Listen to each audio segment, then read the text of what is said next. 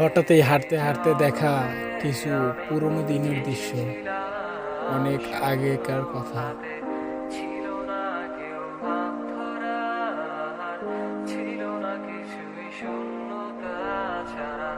শূন্যের এই জগতে আমি এসেছিলাম শূন্য হাতে। ছিল না কেউ হাত ধরার, ছিল না কিছুই শূন্যতা ছাড়া। পথধারে এত পুরনো বাড়িঘর এখনো কি টেকসই না? কিন্তু এই বাড়িগুলোতে থাকে সেই মানুষগুলো কি আদৌ বেঁচে আছে?